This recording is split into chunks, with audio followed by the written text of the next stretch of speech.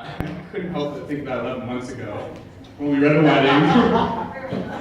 What, this song? 11 months ago, we were at a wedding together, and Meg said she had to have a serious conversation with me. And she basically told me if Chris didn't man out, she was kicking him out. Obviously, we know the story went. But in all fairness to Meg, you know, Chris is like the slow-ass Hondas that he likes. He's got the same destination in mind. It just takes him a lot longer to get there. But in all seriousness, it's a great honor to be here tonight. And I know my role. I'm supposed to come up here, do my speech, do a toast, and we'll move on to this beautiful evening, right?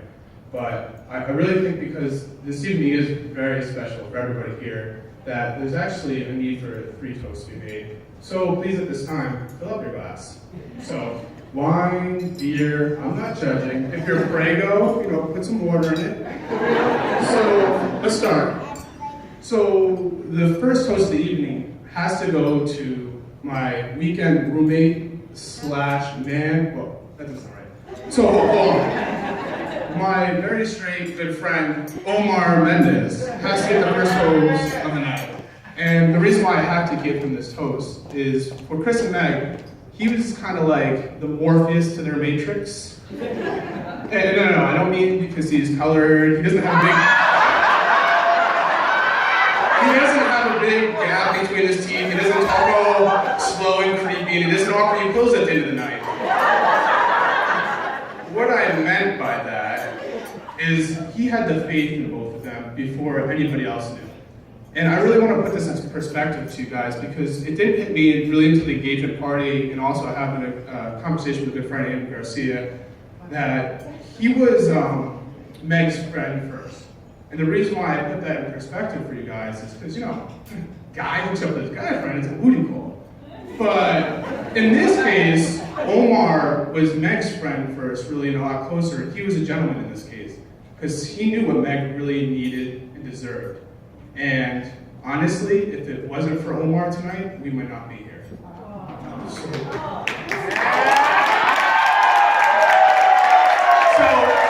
first toast goes to Omar, please.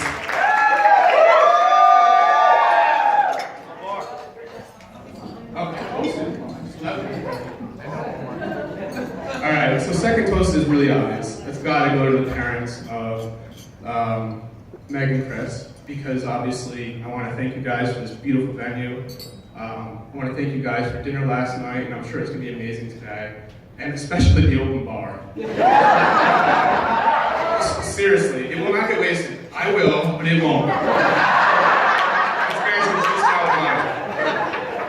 Alright. So, but it's more than that. It's really about everything that you guys have instilled in your kids to make them fall in love with each other. And for Chris, I know it was a no-brainer when it came to Meg.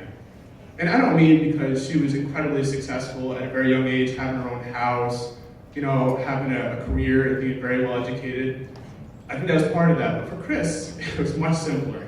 It was the fact that she liked to go to Yankee games and cheer for them. That was a smart move. It was her fine taste in beer.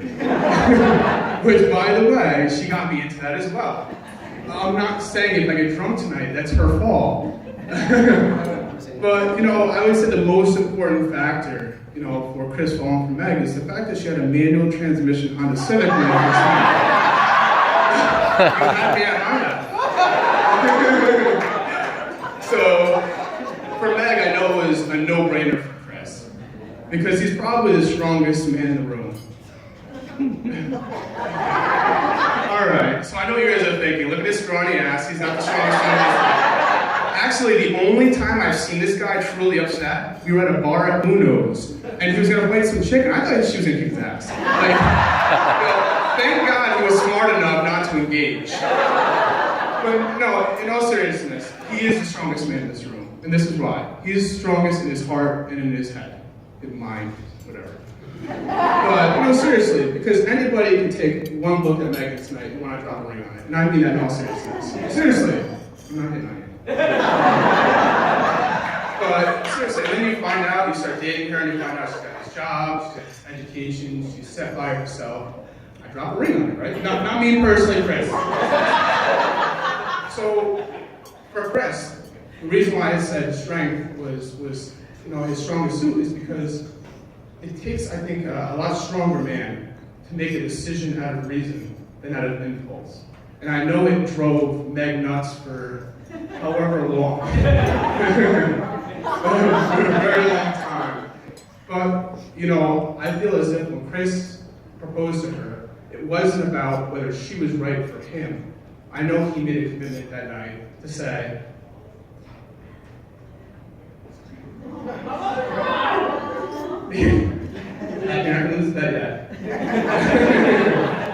that I'm going to give you everything that you deserve for the rest of your life. And he made that commitment that night. So the toast has to go to Chris and Meg's parents for instilling those and everything that he gave us tonight. Thank you very much, guys.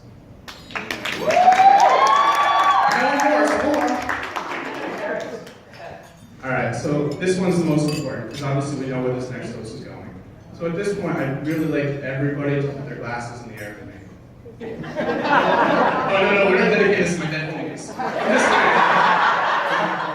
No, so Chris and Meg, what I need you guys to do this time is just please look around the room at each one of these glasses and please raise them high. Because what each one of these glasses represent is someone that says, I'm as committed to this relationship as you are. I love you so much. I'm so proud of you. And at any point in time you need a shoulder to cry on, or for me to cry on, I'll laugh. I love you guys so much. And I'm so honored to be here tonight. So thank you, Chris and Meg, from all of us. Chris and Meg. And with that said, ladies and gentlemen, please give it up for the